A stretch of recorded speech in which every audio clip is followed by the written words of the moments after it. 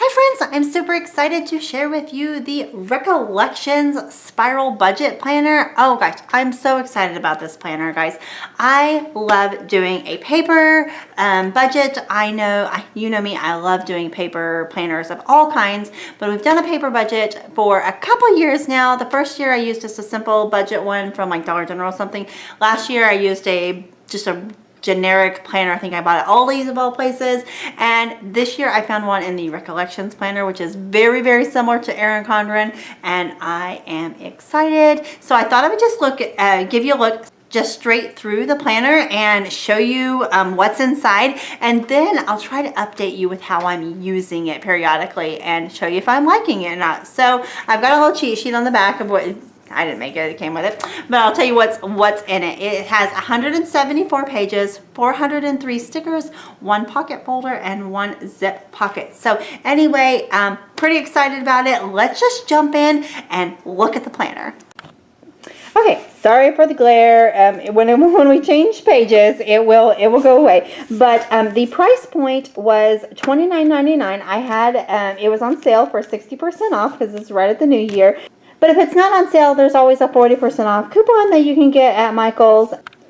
Now, all of these Recollection planners are very similar to the Erin Condren type planners with the really nice coil bound, the really nice laminate pages. You're going to see a lot of the same things, such as a folder and a pocket in it. So very similar. If you're familiar with the Erin Condren products, it's going to be very similar to that. One of the things that Recollections has changed in the last year or so is that they do not have the removable covers. I'm not sure if the budget one had the removable cover before or if the budget one has always been permanently attached, but now all of them are permanently attached, which I really like, because a couple years ago I had one and the cover kept falling off. I've never had that problem with Erin Condren, but I did have it with the Recollections, so I am very happy to see that they are not removable. Makes me love it even more. The coil is great quality. I love it. Really, really nice.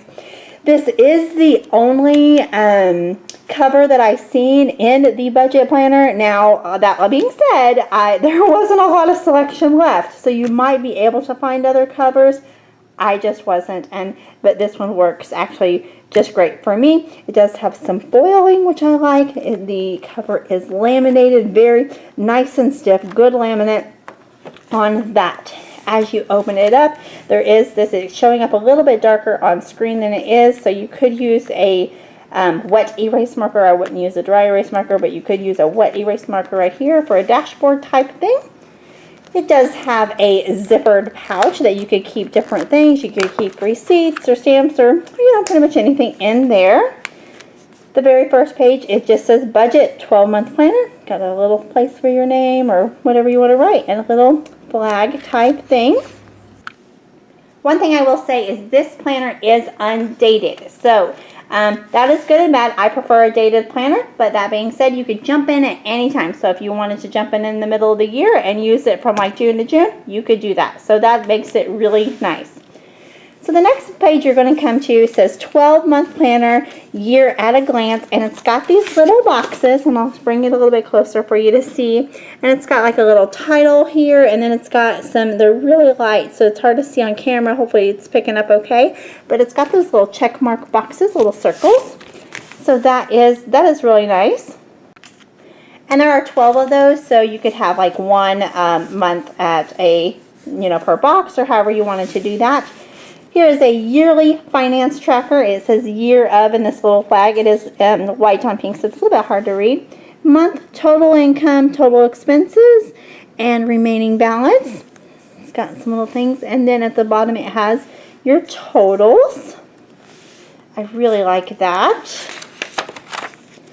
Now you have 2 pages of yearly savings goals. Yep, so there are, I don't really understand this because there's 8.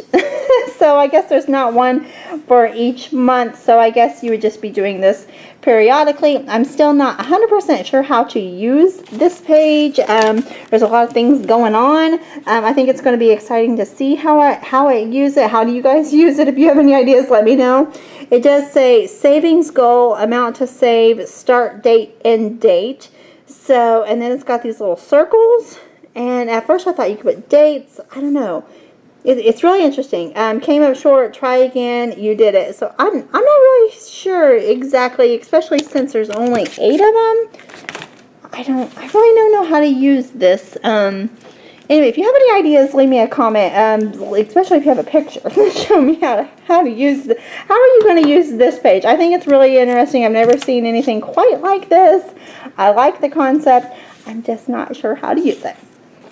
Anyway, this is one of my favorite pages in the book. It is a bill payment tracker. So let me see here if you can get a good look at it. It has the month, and then it says type of bill, and then it has these little boxes. Now these, you can see how the boxes compare to my finger. They are small, and I think that they were mainly used to basically like check mark it off, if you know what I'm saying. So, but what I think I'm going to use it for is I'm going to like use it so that at a glance I can see like how much my like utilities are, for example, because like in the summer the electric is much higher at our house than in the winter because we have the air conditioning units, but then in the winter the natural gas is higher than summer, you know, vice versa. So it will be kind of interesting to be able to see that on a large scale. So I'm excited to kind of play around with this and just kind of see how it goes. And I think that I can write small enough. I write kind of big, so I think I can write small enough to put that in there. I think that'll be okay. Great ways to save today. So these are really great, just, you know, kind of goals and ways to save. One of the ways we saved last year, for example, was we cut out our cable. So you could write like cut out cable. And so basically we just cut out cable and replaced it with Netflix and Hulu. And the kids have never noticed. Saved us a bunch of money. So anyway, those are some ideas and just little things that you can put there. The next page are just 2 note pages. So you get 3 note pages. Then there is a graph paper. 2 pages of graph paper. Now I didn't notice this at the store, and it's not that big of a deal. Now because it is undated, it does come with like the stickers for the beginning of the months and different things. So this page was ripped. So it's kind of a bummer, but nothing that's going to be that big of a deal. And their stickers, they'll piece back together just fine on the actual months. So it'll be okay. Then you get this page of stickers, and again, there's some little bit bent, you know. For one, like I said, for one, there wasn't very many left to choose from, but 2, I didn't really look through it too much. But anyway, but that's okay. But anyway, there's some little stickers.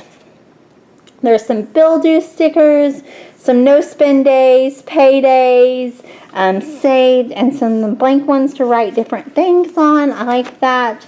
And then you come to what is referred to as in the Erin Condren world as the Keep It Together folder. And so, but it is really good quality. I'm really, it's like a cardstock, but it's double-sided, like one that you can see all the way through. I really like it. It does not feel like it would fall apart. It looks like this is gonna hold up okay, but this would be a great place to put like receipts and different things, or maybe your bills before you pay them, or maybe on one side one thing, on one side the other, because it is double-sided. So that's really nice. Then we get to the month. So this is going to be like our first month, so this is going to be like January. And when you open it up, it has your monthly budget. So it has month of, and then it has different categories. Hopefully you can see these on the screen. If not, but I'm going to read them to you. It has housing, and it has things listed under housing too, like your mortgage, your rent, your insurance, updates, repairs, utilities, transportation, food, medical, personal, savings, and other. And then over here it says expected actual difference. And so I don't know, I may change these up a little bit, because rarely is something actually different than expected. I mean, like my groceries and stuff, but most of our bills are pretty close, so I don't really need to know the difference between the actual and the expected. But anyway, I may leave it, I may change it up. I'm not 100% sure, but I do like everything listed out like this. Okay, so now this page is the basically a savings statement page. It has the month of, starting balance, ending balance, goal descriptions, goal date, money to save monthly, goal met, actual amount saved this month, current goal, balance. So it just has a lot of different things. Final balance, income, checking deposits, actual bills, actual savings deposits, and ending balances down here. So I really like this page. That's going to be really nice.